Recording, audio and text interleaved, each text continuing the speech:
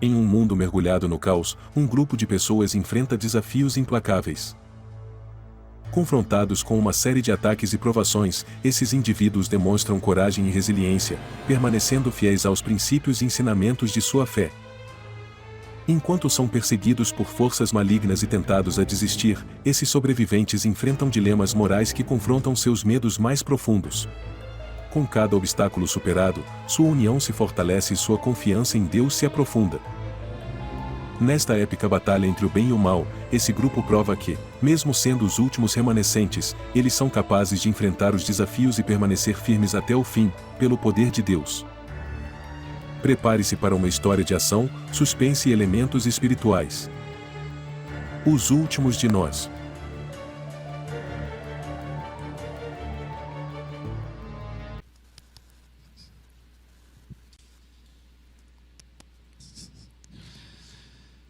Que a graça e a paz do nosso Senhor e Salvador Jesus Cristo esteja com você mais uma noite, amém? Bom, meus amigos, hoje é o nosso terceiro encontro. Às vezes semana de oração parece longa, mas a verdade é que amanhã nós já chegamos na metade da semana de oração. Até aqui, nessa semana cujo título é Os Últimos de Nós já falamos sobre os últimos conselhos e vimos algumas orientações que Deus nos deu sobre como devemos viver enquanto ainda estamos aqui nessa nova Babilônia do século 21. Nós falamos um pouquinho sobre as orientações que Deus nos deu a respeito da família, sobre trabalho, cultura, política e algumas outras coisinhas mais. E também vimos ontem à noite, o tema A Última Distorção. E nós mostramos a vocês como o inimigo, que tem uma estratégia já milenar, onde ele trabalha para distorcer o caráter de Deus, da mesma forma hoje, em nossa época, ele tem agido para corromper o caráter do Senhor. Na geração da pós-modernidade, onde a ausência de absolutos é a marca desta geração.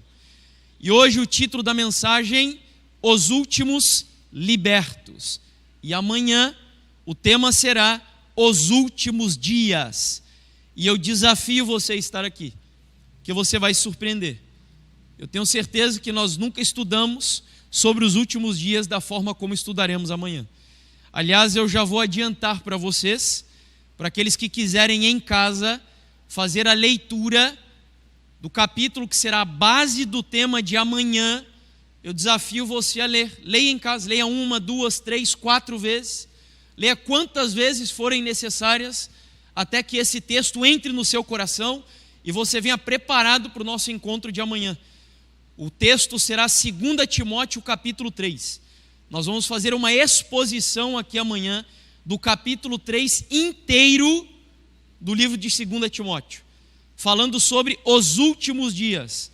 E o objetivo maior será mostrar a ação de falsos profetas no meio da igreja nos dias de hoje. Então não falte, porque o tema de amanhã é muito importante. Hoje, os últimos libertos. Quero convidá-los então, como estamos fazendo todas as noites, a orarmos antes de abrirmos a palavra do Senhor. Vamos orar. Bondoso e querido Deus, nós te louvamos porque estamos aqui mais uma vez reunidos na casa do Senhor, com o objetivo maior de adorarmos o teu santo nome na beleza da tua santidade. O Senhor é o Deus que desejamos que seja entronizado neste culto, através dos louvores, da oração, bem como também da pregação da tua santa palavra. Esse livro será aberto agora, o teu livro santo, Senhor. E o meu desejo é que este púlpito que aqui está agora seja conduzido, controlado, seja ungido pelo poder do Espírito Santo de Deus. O teu povo veio, os teus filhos compareceram na igreja nessa noite. Alguns estão aqui presencialmente, outros estão acompanhando através das redes sociais, através da internet. E eu quero pedir ao Senhor que eles não sejam frustrados, que não sejam decepcionados. Eles não vieram aqui para assistir um homem falar, não vieram aqui buscar coisas que o irmão Jefferson é capaz de conceder, eles vieram aqui buscar o poder do Espírito Santo de Deus. E eu não tenho, Senhor, eu sou um pecador miserável, Pai. Eu reconheço diante da igreja e diante do universo as minhas limitações. E é por isso que eu oro, pedindo ao Senhor que eu seja esvaziado de tudo que é humano, de tudo que é terreno e carnal, e que o Senhor unja e possua a minha vida com o Santo Espírito do Senhor. Controla a minha mente, os meus lábios e a minha vida por inteiro, Pai. E que ao pregar a Tua palavra, apesar das minhas imperfeições, que mais uma vez ela vá e em nome de Jesus ela não volte vazia. Esse é o meu desejo, o nosso desejo e oração, em nome do Senhor Jesus. Amém, Pai. Abra então aí a sua Bíblia no livro de Gálatas, o capítulo 5. Nós vamos fazer a leitura apenas de 2 versículos do capítulo. Gálatas, capítulo 5. Acompanhe aí comigo a leitura do versículo 1 e em seguida o versículo 13.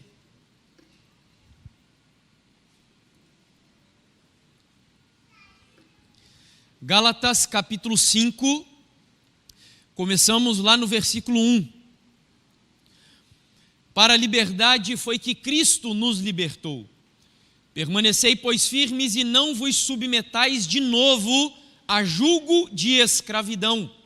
Agora vá comigo ao versículo 13. Porque vós, irmãos, fostes chamados à liberdade. Porém, não useis da liberdade para dar ocasião à carne. Sede antes servos uns dos outros pelo amor. Somente até aí. Quando Paulo escreveu a carta aos Gálatas, ele estava na cidade de Corinto, em sua terceira e última viagem missionária. E o problema é que Paulo, quando se ausentou da região da Galácia, você sabe que Paulo era o grande bandeirante da fé cristã, desbravando territórios que ainda não eram conquistados pela mensagem do Evangelho, pelo cristianismo, e Paulo desbravou muitas regiões com a mensagem das boas novas da cruz do nosso Senhor Jesus Cristo. E a região da Galácia foi uma delas. O problema é que quando Paulo se ausentou dali, diz a Bíblia e a história da igreja, que as igrejas da Galácia foram invadidas por um grupo de falsos mestres judaizantes. E estes homens acreditavam que somente a fé em Jesus Cristo não era suficiente para a salvação de uma pessoa. Ou seja, já no começo da história da igreja, nós temos aqui uma situação bastante preocupante, porque nós estamos falando daquela que é a doutrina central da mensagem do Evangelho, a justificação pela fé, a mensagem da salvação, do arrependimento, do perdão dos nossos pecados. E esse grupo de judaizantes acreditavam que além da fé, a pessoa para ser salva precisava adicionar uma série de obras na sua vida, entre as quais estavam ritos, tradições, cerimônias, e a principal delas era o rito da circuncisão. E é justamente então nesse contexto que Paulo vai discorrer na epístola aos Gálatas sobre o tema da liberdade cristã. Tema este que não é exclusivo da carta aos Gálatas e tampouco do apóstolo Paulo. Se você prestar atenção em outras epístolas que foram escritos por outros discípulos do Senhor Jesus, você verá que vez ou outra eles tocam no tema da liberdade. Mas sem dúvidas, como o apóstolo Paulo era o mais erudito, o mais capaz, aquele que tinha uma oratória mais rebuscada, mais profunda, foi aquele que se aventurou a abordar esse assunto de forma mais ampla e mais específica. E é curioso porque quando nós olhamos para o texto que acabamos de ler, nós vemos ali que há uma dinâmica semelhante, tanto no versículo 1, como também no versículo 13, onde primeiro Paulo faz uma declaração, para logo na sequência fazer uma advertência. Veja comigo no versículo 1 do texto que nós lemos, Paulo começa dizendo assim: para a liberdade que Cristo nos libertou. O que Paulo está declarando aqui em primeiro lugar, em outras palavras, é que em Cristo Jesus nós somos verdadeiramente livres. E eu posso ouvir um amém? Amém.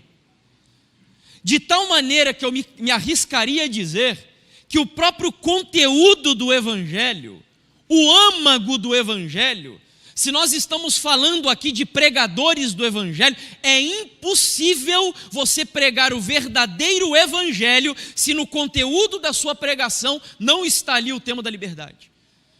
Porque a liberdade é o centro do Evangelho, é a essência do Evangelho, é o próprio fundamento das boas novas do Evangelho de Jesus Cristo. De tal maneira que, se nós olhamos para aquilo que Paulo disse, nós concluímos que a missão de Jesus ao vir a esse mundo foi libertar você. Porque o que Paulo afirma é que foi para a liberdade que Cristo nos libertou. E é curioso porque parece redundante, e Paulo foi redundante. Porque se nós olhamos ali com atenção a passagem, o que Paulo está dizendo é óbvio. É claro que quando eu sou liberto para a liberdade. Mas por que Paulo incorreu nessa redundância, nessa obviedade, ao dizer para a liberdade foi que Cristo nos libertou? Por causa do problema que ele vai dizer na sequência. Aí Paulo continua o versículo 1 dizendo assim: agora vem a advertência que Paulo vai fazer: não vos submetais de novo a jugo de escravidão. O que Paulo diz, em outras palavras, é o seguinte: Gálatas, vocês estão loucos.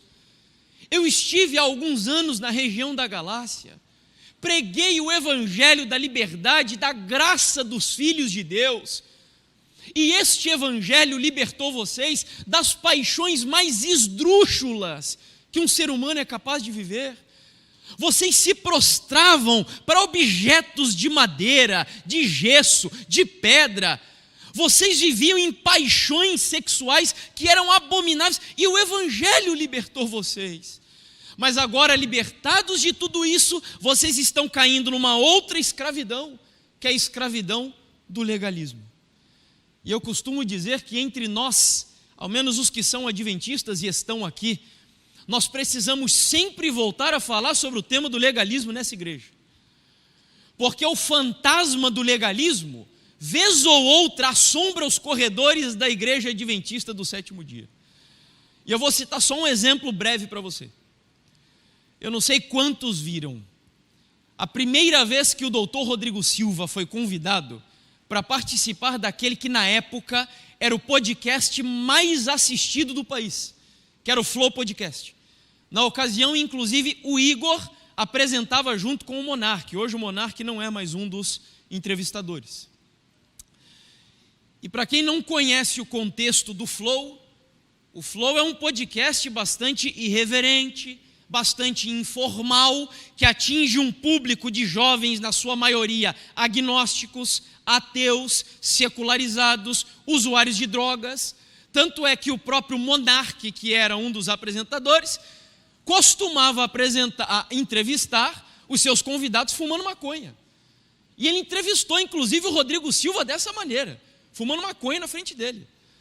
Enquanto na conversa, o Rodrigo Silva, de maneira brilhante, ao longo de 4h30 de entrevista, falava para esse grupo de jovens que assistia pela internet sobre fé, salvação, morte, juízo de Deus, arqueologia bíblica e etc. No entanto, num dado momento da conversa, eles pediram um lanche, o que é comum nos podcasts. E o lanche era um hambúrguer e refrigerante. E o doutor Rodrigo Silva, enquanto conversava, começou a comer.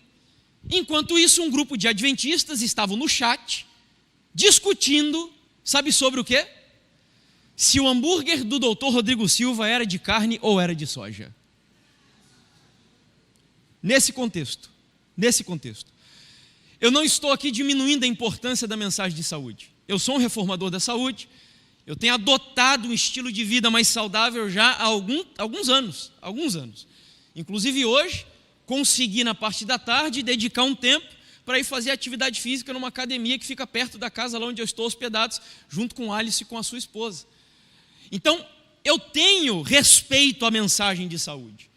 Mas quando nós não entendemos aquilo que Deus criou para ser uma bênção para a nossa vida, nós convertemos essa bênção em um jugo legalista sobre a nossa vida e a vida de outras pessoas. Está entendendo? Então Paulo está dizendo, cuidado. Cuidado porque o Evangelho libertou você. Viva a plenitude da liberdade do Evangelho, não tenha medo. Jesus libertou você para ser verdadeiramente livre. Não tenha medo. Não queira criar uma série de regras e coisas que não existem como princípios absolutos da palavra de Deus para tentar se proteger da liberdade do Evangelho. Só que Paulo, como era um homem equilibrado, ele não para por aí. Vamos ao versículo 13 e nós veremos que Paulo vai fazer uma nova declaração ao dizer: irmãos, fostes chamados à liberdade. Então a liberdade é um convite.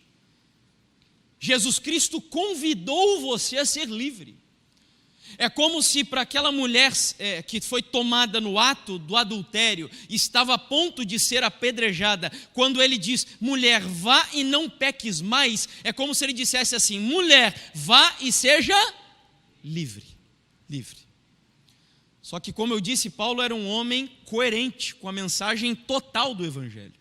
Se por um lado ele se preocupava com o jugo do legalismo, por outro ele também se preocupava, sabe com o quê? O liberalismo. Porque é uma citação de Ellen White, para quem não conhece, é uma escritora da Igreja Adventista que nós cremos que foi inspirada por Deus para redigir algumas coisas importantíssimas que corroboram com a nossa visão das Escrituras e nos levam para as Escrituras. Diz ela que quando o diabo não consegue te prender no frio formalismo, ele te empurra para o fogo do fanatismo. São os dois extremos. Então Paulo agora preocupado com o liberalismo, ele vai dizer no versículo 13, na sequência do texto, não useis da liberdade para dar ocasião ao quê? À carne. O que Paulo quer dizer aqui agora é o seguinte, olha, você é livre em Cristo Jesus, você é liberto, mas cuidado para não pensar que a liberdade do Evangelho é uma carta de alforria que dá a você a possibilidade de extravasar todos os desejos carnais da sua vida. Cuidado. Isso não é a liberdade do Evangelho. E Paulo vai fazer uma lista no capítulo 5, mostrando alguns desses pecados, entre os versículos 19 ao 21, onde no começo da lista, os principais que ele cita são pecados de conotação sexual, falando de imoralidade sexual, impureza e libertinagem, ou seja, prática homossexual, adultério, pornografia, masturbação, sexo antes do casamento. Paulo começa a lista dando a entender que os pecados sexuais, eles de alguma forma afetariam a igreja. Enfim. Então, fechando essa parte, eu só estou na introdução do tema, irmãos, eu já estou desesperado com o tempo aqui. Fechando a introdução do assunto, eu queria dizer a você que o tema da liberdade não é um assunto que interessa apenas a crentes, que há pessoas que pensam assim, né, e já vem esses crentaiada querer falar de liberdade. Não, o assunto da liberdade é um assunto que interessa a todo ser humano, inclusive ao nosso governo republicano civil. Sabia disso? Sabe qual é o país que serviu de modelo para todas as repúblicas democráticas que existem hoje no mundo? Sabe qual foi o país? Os Estados Unidos da América. E quando nós lemos a Carta de Independência dos Estados Unidos, que foi redigida por alguns que eles chamam de Foundation Fathers, né, que são os pais fundadores, vejam só o que Thomas Jefferson, pode projetar para a gente o slide, por gentileza. Eu não sei se foi entregue o slide aí em cima. Foi entregue? Eu vou avançando aqui até eles projetarem para a gente ganhar tempo. Mas Thomas Jefferson, que foi um dos redatores da Carta de Independência dos Estados Unidos, vejam como ele começa esta carta ao dizer: consideramos estas verdades como autoevidentes, que todos os homens são criados iguais, que são dotados pelo Criador de certos direitos inalienáveis, que entre estes são vida, liberdade e busca pela felicidade. Olha que interessante. Nós temos então aqui uma carta constituinte mostrando que o tema da liberdade é uma garantia constitucional, civil. Então não é tema de crente. É um tema que interessa a todo ser humano. Eu agora vou abrir um parênteses aqui com você. Porque agora eu preciso fazer uma viagem rápida contigo, com você, para nós entendermos o que as pessoas da nossa geração pensam quando nós falamos sobre o tema da liberdade. Você nunca se perguntou isso? O que será que as pessoas que estão aqui dentro da igreja hoje, o que será que o ser humano pensa em nossa época quando nós falamos sobre liberdade? E aí vamos então aqui ao primeiro exemplo que eu trago para você. Na época em que o ex-deputado federal Jean Willis deu essa declaração, ele era deputado, obviamente. Isso foi no ano de 2017. Ele foi entrevistado por uma jornalista chamada Leda Nagli. E ela perguntou a ele o seguinte: Jean, o que você faria se soubesse a data do fim do mundo? Vejam só a resposta que ele deu. Eu acho que usaria todas as drogas ilícitas que eu não usei por ilicitude, e faria muito sexo com todo mundo que quisesse transar comigo. Eu ia transar muito antes do mundo acabar. Muito beijo, muito amor e muita coisa. Um exemplo meio grotesco, né? Meio exagerado. A gente não ouve esse tipo de declaração todos os dias. Mas por que eu trouxe ela aqui para você? Porque eu acredito que há uma ideia de liberdade que não está nem implícita, está explícita na declaração do Jean Willis. Que é a ideia de que ser livre é eu fazer o que quiser, quando quiser, do jeito que eu quiser, como quiser, com quem quiser, sem que ninguém tenha o direito de impor limites sobre a minha vida. Isso é tão verdade que um estudioso norte-americano chamado Charles Colson, ele é um estudioso da área da cultura aqui no Ocidente, chegou à seguinte conclusão: vivemos numa época em que liberdade tem sido definida como escolha absolutamente livre, diz ele. Não importa o que nós escolhemos, a dignidade do indivíduo reside na mera capacidade de escolher. Ou seja, as pessoas da sua geração acreditam que só são livres, de fato, se puderem escolher de maneira absoluta o que desejam fazer com a sua vida. Mas será que essa ideia é algo peculiar à nossa geração? Eu quero dizer para você que não. Na verdade, nós estamos colhendo o fruto daquilo que foi semeado há algum tempo. E hoje, por exemplo, nós temos em nossa época quase um culto à década de 60. Já viram? Até na igreja, às vezes, quando nós temos os nossos acampamentos e retiros espirituais, e o povo tem aquela noite da festa temática, o povo faz a festa dos anos 60. Meus amigos, se nós soubéssemos que a década de 60 foi justamente a década responsável por toda a revolução sexual, ética e moral que nós estamos vivendo hoje, nós olharíamos para aquela geração de uma maneira diferente.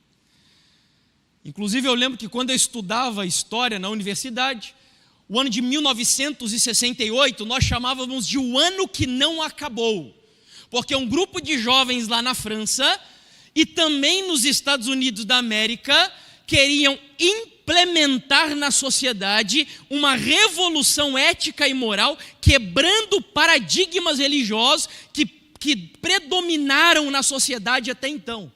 Tanto é que o lema dessa juventude da década de 60, sabe qual era? Nós queremos 3 coisas de maneira especial: sexo, drogas e o quê? Rock and roll.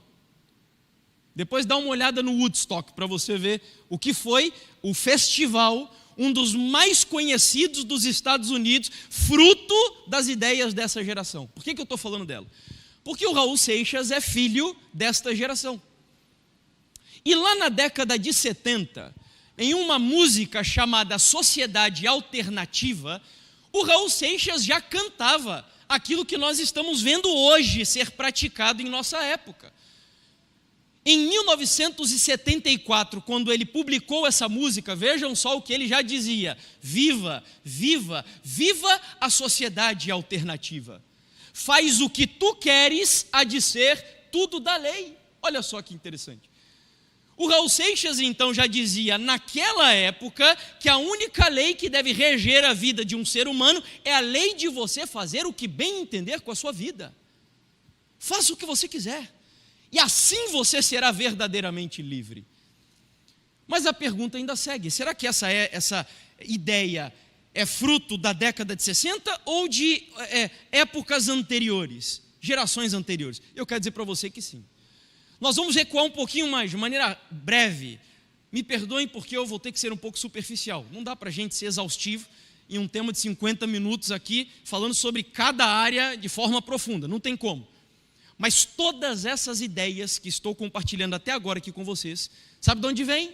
De algo que na escola nós chamamos de iluminismo e Revolução Francesa. Todas elas.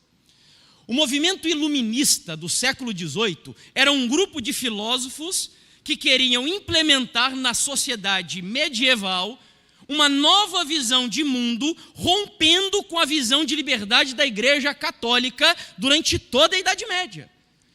Porque a igreja romana ensinava que a pessoa, para ser salva, precisava pagar indulgências, precisava pedir perdão para o padre, para o papa, precisava olhar para algumas relíquias, viajar para Roma, pagar penitência. Até que surge um grupo de filósofos que, querendo romper com essa visão, eles vão sair de um extremo e ir para o outro. Filósofos iluministas. Foi uma revolução ética, educacional, cultural e filosófica, no final do século XIX. Como fruto do movimento iluminista, nós temos a Revolução Francesa, que hoje é cultuada aqui no Brasil por alguns dos nossos ministros, inclusive. Eu já vi alguns deles dizendo em rede nacional o seguinte: nós somos iluministas. Nós não vivemos mais em uma sociedade, em outras palavras, influenciada por uma visão retrógrada, fundamentalista de religiosos fanáticos. Não, nós somos iluministas, diz ele. E o iluminismo criou a Revolução Francesa. E o que era a Revolução Francesa? Eram dois grupos, basicamente. Eles montaram uma Assembleia Nacional Constituinte. No trono da França estava o rei Luís XVI.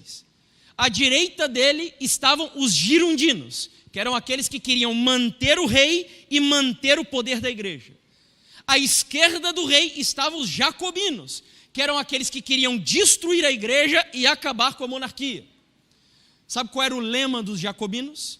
Eles diziam assim: nós só vamos parar a revolução quando nós enforcarmos o último rei nas tripas do último padre.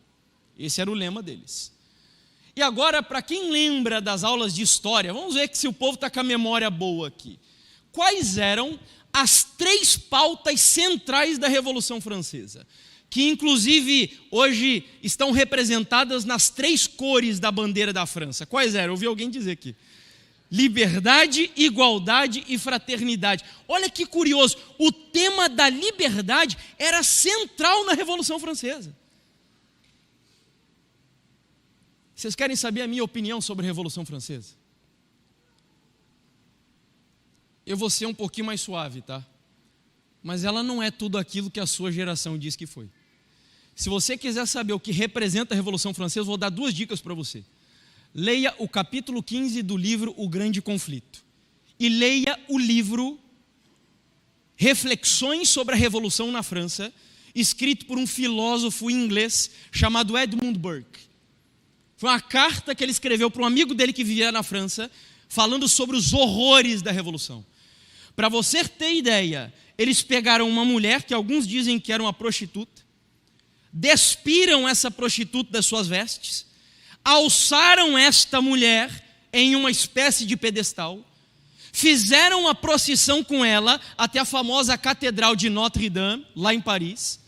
Ao entrarem na catedral, destruíram a imagem de Maria que existia lá dentro, colocaram essa mulher no lugar da imagem e disseram: a partir de hoje, esta é a deusa que nós vamos cultuar, a deusa da razão, o homem no centro de todas as coisas. Nós somos livres, diz ele.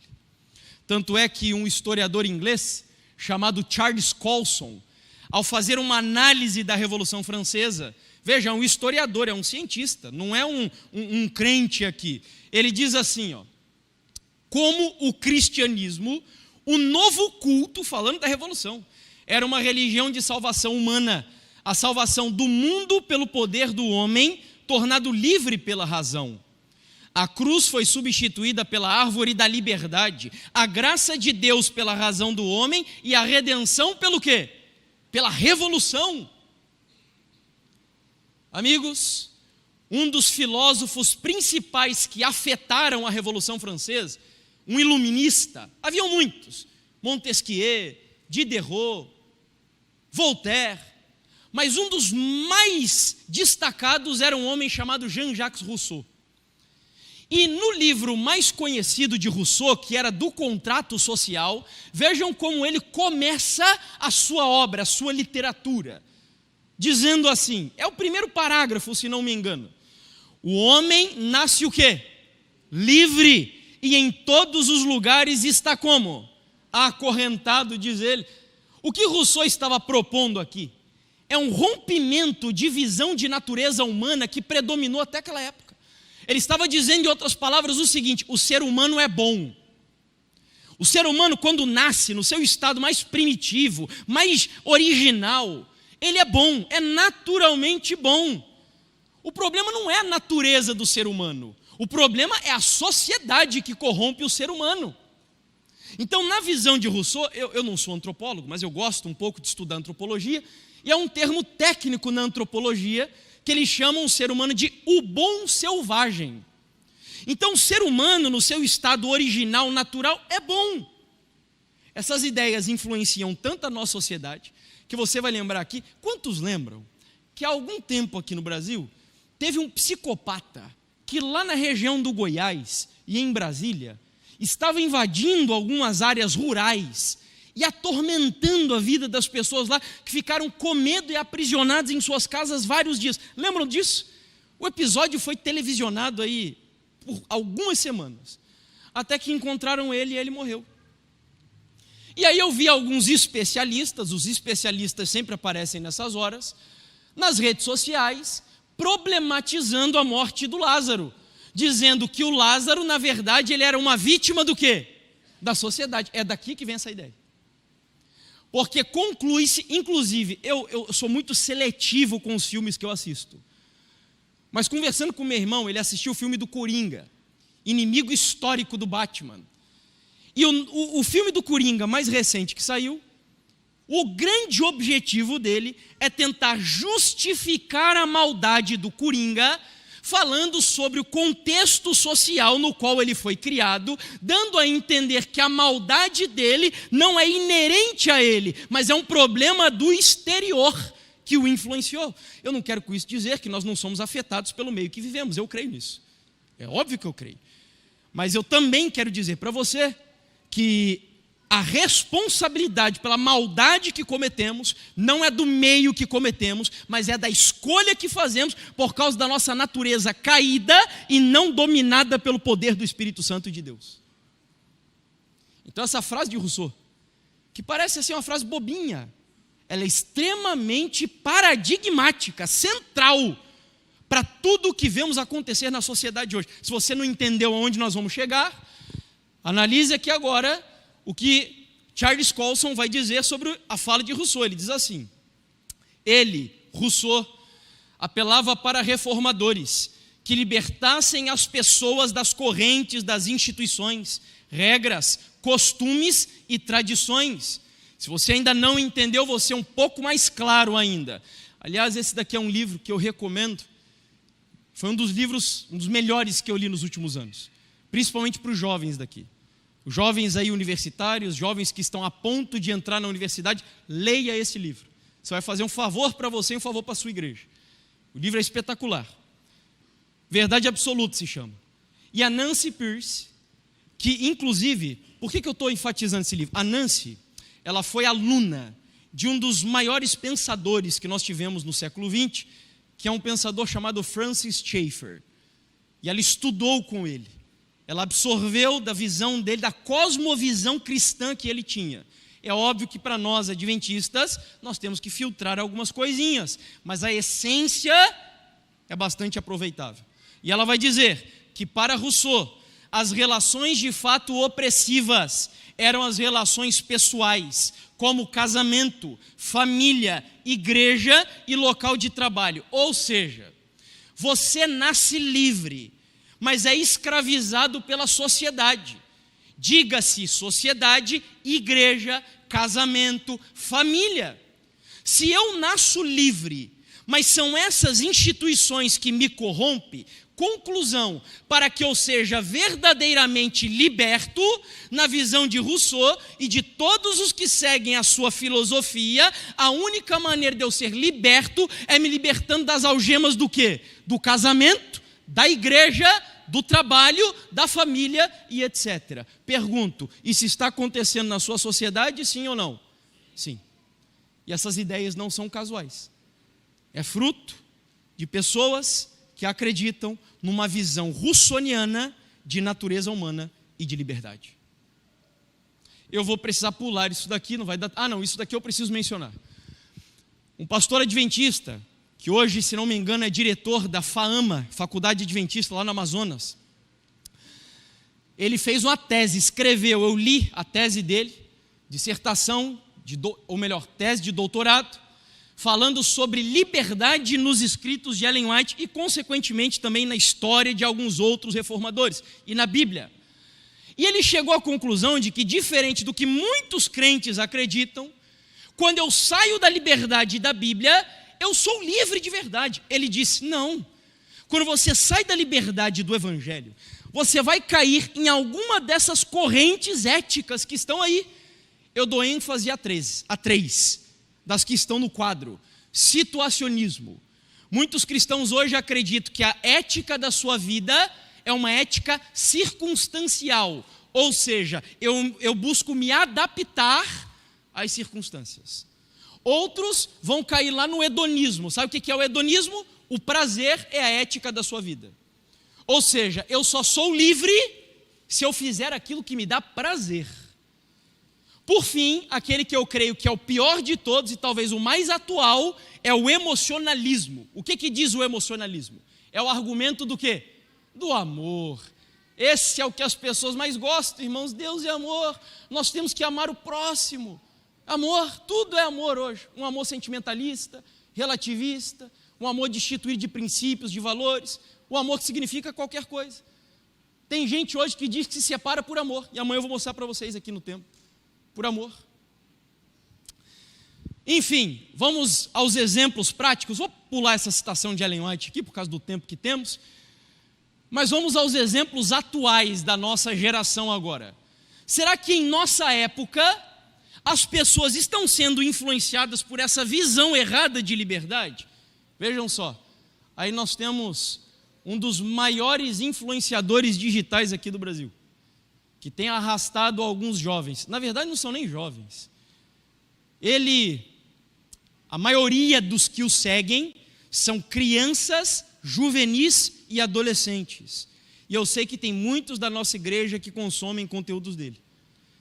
E continua, pai e mãe, deixando o seu filho consumir conteúdos dele, que você vai ver onde seu filho vai parar. Porque no ano de 2016, eu monitorei o trabalho dele durante alguns anos. E em 2016, ele gravou um vídeo chamado Felipe Neto é ateu. E num trecho do vídeo, ele disse o seguinte, abro aspas. Eu não preciso de um guia de leis ou regras divinas sobre o que é certo e errado para que eu tenha o meu próprio valor de certo e errado. A base da sociedade foi constituída desta forma, lindo. Que bom que existiu. E ele conclui: mas eu hoje não sinto a necessidade de ter um livro me dizendo o que fazer e o que não fazer, para que eu saiba o que devo fazer e não fazer. Contra que livro ele estava falando ali, amigos? Contra que livro? O que ele queria dizer, em outras palavras, é o seguinte: olha, se até algum momento este livro serviu como padrão ético e moral para a sociedade, uma sociedade que não tinha uma concepção clara sobre a vida, científica sobre o mundo, tudo bem, respeito. Mas eu hoje, iluminista, com uma mente científica, universitária, acadêmica, não preciso de um livro me dizendo o que fazer e o que não fazer para que eu saiba o que fazer e o que não fazer. Visão equivocada de liberdade. Outro exemplo, aí está. Essa frase tem sido repetida, às vezes até por pessoas da nossa igreja, irmãs da nossa igreja, irmãos da nossa igreja, cristãos, que são adeptos do movimento feminista, radical, adeptos de uma visão equivocada sobre o que é ser uma mulher. E essa frase, meu corpo, minhas regras, está implícita nela uma visão de mundo. A visão de que quem manda no meu corpo sou eu. Deus, pai e mãe, pastor e ancião de igreja, não tem direito nenhum de me dizer o que eu devo e não devo fazer com o meu corpo. Eu sou o dono do meu corpo e faço o que quiser. Meu corpo, minhas regras. E essa frase é usada especialmente por esse grupo na defesa do aborto indiscriminado, não se engane. Quando eles alçam a bandeira do meu corpo, minhas regras, não estão defendendo o aborto para algumas situações específicas. Porque hoje aqui no Brasil, a nossa lei já dá a possibilidade das mulheres abortarem para algumas questões específicas. Sabe o que esse povo quer? Me desculpe, amigos, eu não sou advogado, não sou da área do direito, não sou especialista em leis, eu estou analisando aqui o ponto de vista teológico sobre o tema. Sabe o que esse povo quer? Institucionalizar um culto a Moloque aqui nesse país. É legalizar o assassinato de bebês, que são os mais indefesos. Esse povo gosta de falar de minorias, gostam de falar de oprimidos. Quem é mais minoria e mais oprimido do que um bebê? Mais indefeso do que um bebê? Um feto. E no ponto de vista bíblico, a vida começa desde os primeiros momentos da gestação. Diz a Bíblia que quando Isabel foi saudada por Maria, você lembra o que aconteceu? João Batista vibrou dentro do seu ventre. Ellen White, no livro Mente, Caráter e Personalidade, fala sobre as influências pré-natais. Que o pai e uma mãe que faz um culto com o filho desde quando o filho é um embrião, ele já recebe impressões que formarão a sua personalidade. Esta é a visão bíblica de mundo. Então, meu corpo e minhas regras, não cabe. Não cabe. Pelo menos não para um cristão. Mas isso é o quê? Fruto de uma visão equivocada de liberdade. Outro exemplo é o exemplo da teoria de gênero. Aqui, um casal teve um filho em Pernambuco há alguns anos. Resolveram criar o filho sem gênero. Vejam o argumento utilizado pelos pais. Nós não impomos nada. Ele é um menino, imposto pela sociedade da forma como foi registrado. Mas, se mais à frente ele decidir que não é menino, é uma decisão dele. A gente enxerga com a mente muito aberta. Ariel é uma criança independente de qualquer coisa. O gênero vai ser uma o quê? Escolha dele. Ou seja, não basta você nascer com uma genitália masculina ou uma genitália feminina. É uma questão de escolha, como nós vemos aqui no argumento utilizado. Você é livre. Nem mais a natureza biológica do ser humano é suficiente para determinar a sua identidade sexual de gênero. Não, você é livre, você escolhe o que deseja ser. Você percebe a sociedade que vivemos? Visão equivocada de liberdade. Mas, irmão Jefferson, e a igreja? Porque o que me interessa é a igreja. Será que na igreja nós temos exemplos de que essa visão errada está influenciando a nossa prática de fé religiosa? Eu só vou ter tempo para mostrar um exemplo para vocês. Não vai dar tempo da gente mostrar outros. Há alguns anos, em um dos nossos internatos, foi convidado um palestrante, famoso, cantor, pregador. Eu dou graças a Deus que ele já não está mais aqui, porque eu creio que essa igreja é conduzida por Deus. E apesar da gente ver algumas coisas às vezes acontecer, amigos, que nos assustam, eu continuo que Deus está e continuará no controle dessa igreja até o final. Eu tenho viajado de norte a sul desse país, e eu quero dizer para você que apesar de algumas coisas que às vezes nos dão tristeza, eu conheço em todos os lugares por onde passo, homens e mulheres cheios do Espírito Santo dentro da igreja adventista do sétimo dia. Tanto pastores como leigos dessa igreja. Então não se desespere, porque Jesus Cristo disse que apesar do diabo fazer de tudo para tentar destruir a igreja, as portas do inferno não prevalecerão contra ela. Mas aconteceu esse episódio. Era uma vigília jovem, e esta pessoa começou a dizer o seguinte: na religião de Cristo todas as coisas me são lícitas, mas nem todas elas me convêm. E quem é que determina o que convém e o que não convém? Essa é a pergunta central. Com 20 anos de idade eu achava que era a igreja. Achava que se eu abrir um manual da igreja, se eu ler Ellen White o suficiente, se eu consultar a liderança, eu vou saber qual é a vontade de Deus e o que é lícito, o que me convém. Uma pausa rapidinho aqui. Para quem é palestrante, pregador, para quem dá aula e já estudou um pouco de análise de discurso, existem algumas coisas que ele não disse aí, mas que ao mesmo tempo ele disse, porque está nas entrelinhas.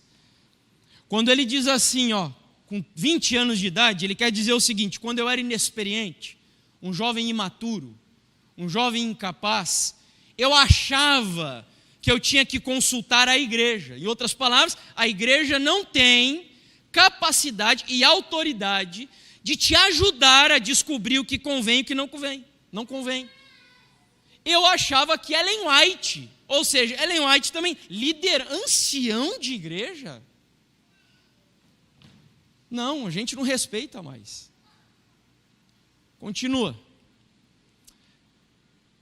Ele termina ali dizendo: achava que se eu abrir Ellen White, o manual da igreja, se eu abrir o manual da igreja, se eu ler Ellen White o suficiente, se eu consultar a liderança, eu vou saber qual é a vontade de Deus, o que é lícito e o que me convém.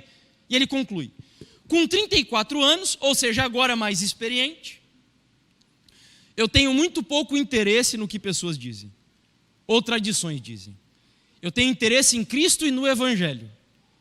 Agora ele volta para a pergunta: e quem é que determina o que convém e o que não convém? Resposta: quem determina? Eu. E agora vem o verniz. Porque uma vez que eu nasço de novo e estou em Cristo, Ele está em mim. Amigos, isso é muito perigoso. São praticamente as mesmas palavras e ideias do Felipe Neto, só que travestida com uma roupagem de teologia, porque o diabo é astuto. A Bíblia diz que, se possível, ele enganaria quem? Vocês lembram? Os escolhidos. Ele é astuto. Ele coloca um verniz, uma casca, para seduzir os crentes, é óbvio. Então ele responde dizendo: eu decido o que convém e o que não convém. Visão equivocada de liberdade influenciando até o povo de Deus. E tem muitos de nós que pensamos assim, desse jeito. Ellen White diz: fui instruída de que Satanás se esforça especialmente para levar homens a julgar que Deus se agrada de que escolham o seu próprio modo de proceder. E ela conclui: independentemente, ou escolha o seu próprio modo de proceder, independentemente do conselho de seus irmãos. Essa ideia de você fazer o que quiser, sem consultar seu pai, sua mãe, o pastor, o ancião, a igreja, o manual, Ellen White, é uma ideia que vem da mente de quem? Eu não ouvi. Essa ideia vem da mente de quem? Satanás. Satanás. É ele que quer enganar você pensando que vivendo assim você é livre. Não dá tempo, sobre isso daqui eu vou falar amanhã. É uma página que se autodenomina adventistas subversivos e que tem incentivado aí as pessoas a viverem na prática de algumas coisas que a Bíblia condena, querendo dizer que é cultural, que é do passado. Aqui eles estavam incentivando os jovens a fazer sexo antes do casamento, que não tem problema nenhum. Isso é livre. Não precisa mais viver de acordo com aquilo que se ensinava antigamente. Dr. Carlos Flávio Teixeira, na conclusão da sua tese, ele observou que existem duas crises na área da liberdade em nossa geração: crise de autoridade e crise de valores. Na crise de autoridade, ele disse assim, é uma dificuldade de aceitar e obedecer à autoridade de Deus, da Bíblia, da igreja, da família e até do Estado. Na crise de valores, é uma dificuldade de definir e ser fiel a valores éticos morais, inclusive dificuldade de aceitar valores legados por gerações passadas. Para você entender essa segunda definição, que talvez seja um pouquinho mais difícil, há algum tempo uma irmã me escreveu falando sobre um caso. Ela era daqui, inclusive dessa região do Nordeste, e ela casada, mas numa viagem para cá, para o Brasil, mora no exterior, encontrou uma paixão antiga da sua adolescência, e conversando com essa pessoa que também era casada, despertou ali a chama, despertou. E ela já não vinha muito bem com o esposo, e resolveu me escrever perguntando: irmão Jefferson, o que você acha que eu devo fazer? Que decisão difícil, irmãos, não é? Muito difícil. Sabe o que é isso? Visão equivocada de liberdade, dificuldade de definir valores éticos e morais que são absolutos.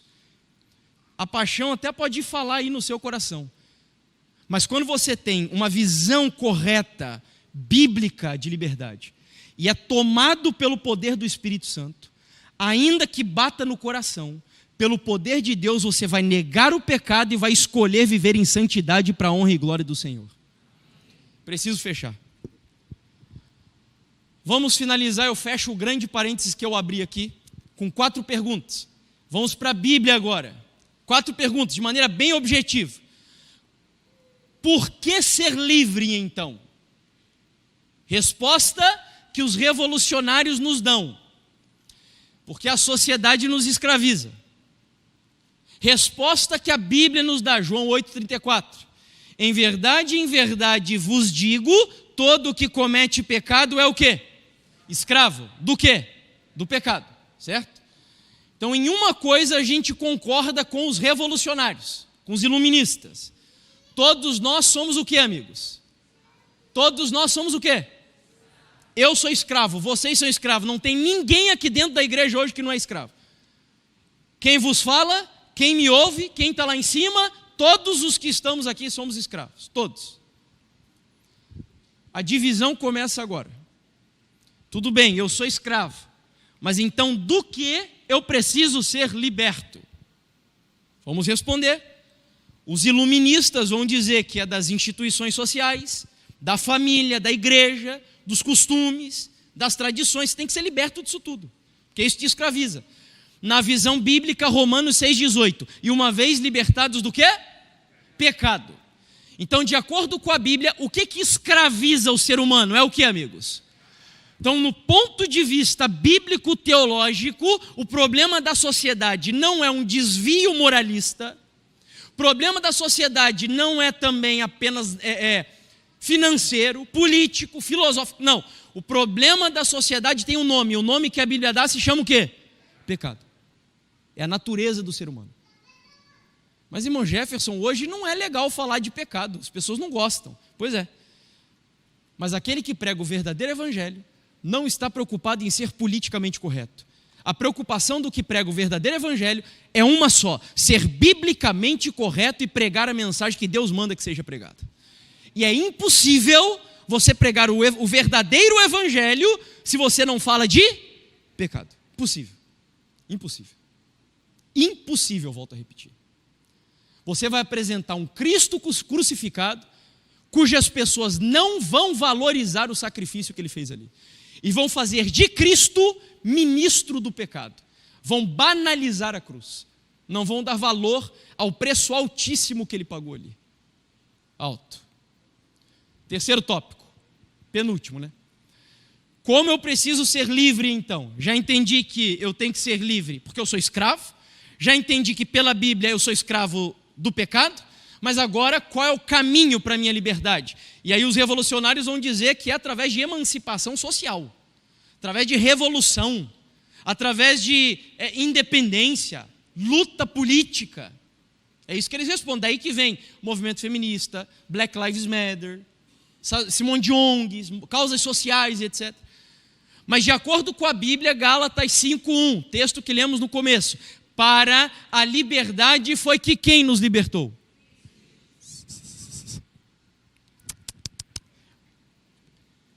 Tem outro microfone?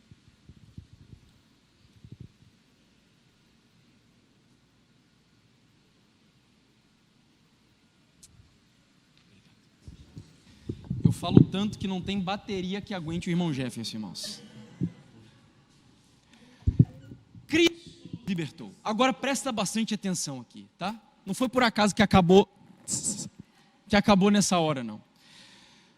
Eu até entendo, em alguma medida eu posso até concordar que cientistas sociais, que antropólogos, que filósofos, psicólogos cheguem às conclusões que eles chegam quando estudam a sociedade e dizem que o problema da sociedade é o machismo, que o problema da sociedade é a homofobia, que o problema da sociedade é o racismo. Eu até entendo, de verdade. E poderia, até certo ponto, concordar com eles, analisando a sociedade de maneira científica. Porém, pelo ponto de vista bíblico, nós já entendemos que o problema da sociedade é o pecado, e a única forma das pessoas serem verdadeiramente libertas não é através de comunismo, não é através de capitalismo, nem Lula, Bolsonaro, Moro ou Tiririca, não. O único capaz de libertar o ser humano é o agente que a Bíblia chama de Senhor Jesus Cristo, e a Bíblia e a igreja tem uma missão aqui: levantar na sociedade a bandeira ensanguentada do príncipe Emanuel e dizer para todo ser humano que só em Jesus Cristo nós somos verdadeiramente livres. A igreja existe para essa finalidade. Quando crentes hoje, cristãos hoje, começa a se degladiar dentro ou fora da igreja por causas políticas, se dividindo por isso, é um diagnóstico de que nós perdemos a finalidade da nossa existência, a nossa missão aqui no planeta Terra. Nós existimos para elevar Cristo na sociedade, como o único capaz de libertar. Cristão não crê em soluções políticas para a melhoria do mundo. Cristão crê que a solução está na volta e liberdade proposta pelo Senhor Jesus. E eu concluo. Esse é o último tópico. E o meu tempo já se foi. Para que ser livre? Na visão dos revolucionários, para desfrutar de uma vida independente, fazendo o que eu sinto ou o que eu desejo ser melhor para mim. É a liberdade sem restrição. Na visão da Bíblia, Romanos 6:22. Olha esse texto, irmãos. Olha aqui, olha para frente. Preste bastante atenção. Olha o que esse texto diz. Agora, porém, libertados do quê? Do pecado. Transformados no quê? Servo. Sabe o que significa a palavra servo no idioma original? Escravo. Olha que louco o que Paulo está dizendo. Quando eu sou libertado do pecado através de Cristo, na visão do Evangelho, eu me torno de novo o quê? Escravo. É por isso que eu disse que aqui dentro hoje tem um monte de escravo. Eu sou escravo. A pergunta na Bíblia não é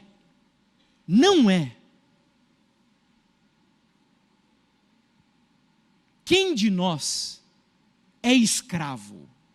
A pergunta bíblica correta é a seguinte: quem é o Senhor da sua vida? É o sexo, o dinheiro, o trabalho, a política, o futebol, os relacionamentos, as viagens? Ou é o Senhor Jesus Cristo? De quem você é escravo? Quem é o Senhor da sua vida? Deus tinha que me libertar, irmãos. Eu era um escravo. Já passou 1 minuto. Vocês querem que eu fale um pouquinho da história ou a gente para por aqui? Tem certeza? Vocês vão voltar amanhã? Então tá bom. Eu vou ser curto aqui, tá? Vou ser bem objetivo. Deus tinha que me libertar. Eu era um escravo. Um desgraçado de um escravo.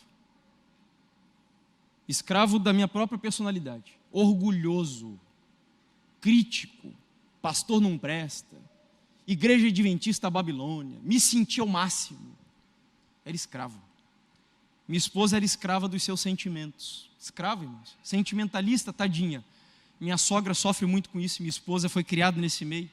Uma visão muito romântica da vida. Escrava. E aí Deus nos leva para lá. Deixa eu passar aqui para o deserto.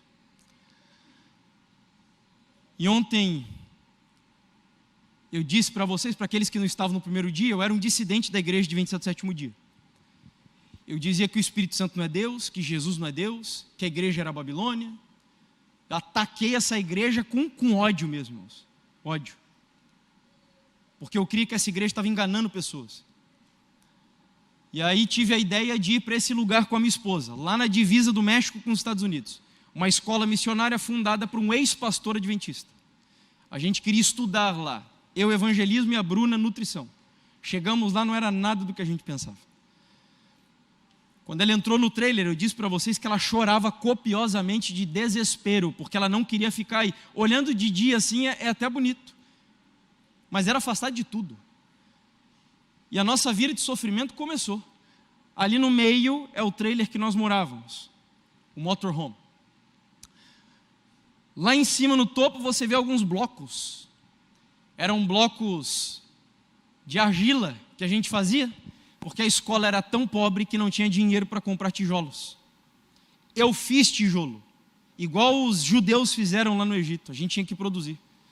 A gente extraía a argila da subida da montanha, misturava com a palha, com os pés fazia a mistura, o lodo, depois juntava dentro de um molde, esperava secar. Cada bloco pesava cerca de 20, 25 quilos mais ou menos, e a gente descia com os carrinhos de mão para levar até os lugares da construção. Passei meses, porque lá não tinha nem fogão a gás, era tudo a lenha. Passei meses trabalhando, sabe fazendo o quê? Cortando lenha. Sou especialista. Alguém me abordou aqui ontem, irmão, você tem algum curso universitário? Eu não lembro, era um pastor jubilado. Está aqui o pastor, né? Foi o senhor pastor. O curso que eu tenho, eu sou doutor em cortar lenha, pastor. Doutor. Passei meses cortando lenha lá, para a gente cozinhar. Minha esposa, tadinha, foi a que mais sofreu, sem dúvidas. Com frio intenso, ela acordava para preparar o café da manhã dos alunos da escola, umas 3h30, num frio de -8, -10 graus, mais ou menos. Numa cozinha que faltava água com frequência, que faltava luz com frequência, que teve uma época do ano que, como faltava água, acumulava louça de dias assim, dias. Sem exagero, Deus é testemunho. Olhava para o chão, tinha uma nuvem preta no chão, sabe do que? Moscas que se amontoavam no chão da cozinha. Moscas. Vocês não têm noção do ódio que eu tenho de mosca. Em casa, para vocês terem ideia, quando aparece uma mosca, eu mato mosca com régua, de tanto ódio que eu tenho. Com régua. Mosca. Várias delas. E a Bruna sofrendo. E eu disse para vocês que ela precisava ser liberta, assim como eu também. E é curioso porque na minha família nós temos alguns exemplos de liberdade. E ontem eu terminei dizendo para você, né, que lá no alto da montanha, eu olhei lá para cima, quando eu estava procurando a Bruna de um lado para o outro, rodando pelo deserto, desesperado, porque eu tinha medo que ela fizesse alguma besteira. Eu não encontrava ela em lugar nenhum. Quando então olho lá para cima, e sabe o que aconteceu? E agora, eu conto ou não conto, irmãos?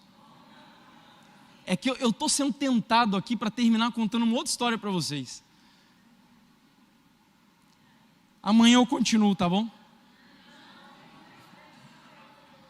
Eu tenho uma história para contar para vocês de uma libertação que não dá. Não dá para ficar em falta. Você vem amanhã, eu vou continuar a história. Deus faz tanto milagres, irmãos. Eu vou encerrar com essa história. Temos jovens aqui. É porque eu estou falando de liberdade. E eu quero dizer para você jovem, para você adulto, que é escravo. Eu vi Deus fazendo um milagre dentro da minha família, com meu cunhado. No auge dos seus, eu contei essa história aqui em 2017. Quem que estava aqui em 2017 ou 2018 quando eu vim?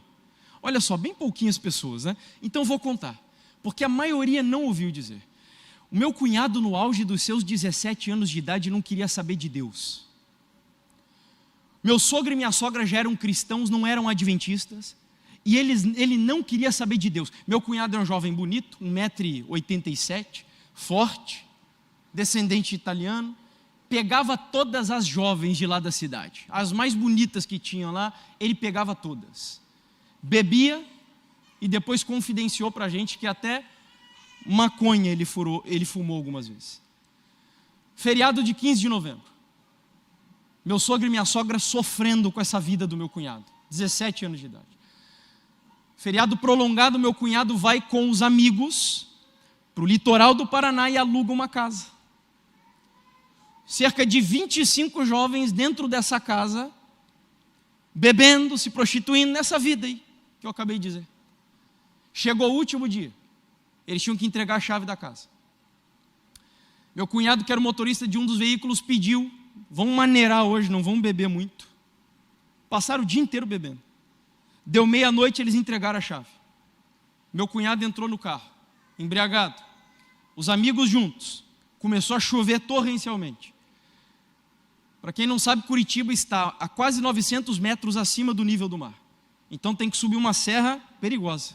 Perigosa. Meu cunhado entrou no carro, pegou o volante, disse para os amigos: não durmam, eu estou com sono. Preciso que vocês fiquem conversando comigo. Alguns quilômetros andados, todo mundo já estava dormindo. Meu cunhado no volante. Chegou num trecho onde ele tinha que pegar um contorno para ir para a nossa cidade. Ele passou o contorno. Meu cunhado conhece tudo lá na região, de estradas, enfim, ele conhece bem a região ali. Ele passou, quando então o celular dele toca. Era uma amiga que estava no carro de trás, junto com um grupo de jovens. Ela ligou para ele e disse: Bruno, você passou do percurso. Você está indo no outro sentido, vai aumentar uns 50 minutos o caminho. E já não tinha mais o que fazer. Meu cunhado continuou. Sabe o que aconteceu naquele dia? Ele andou mais alguns quilômetros e ele entendeu o que aconteceu. Sabe o que aconteceu, amigos?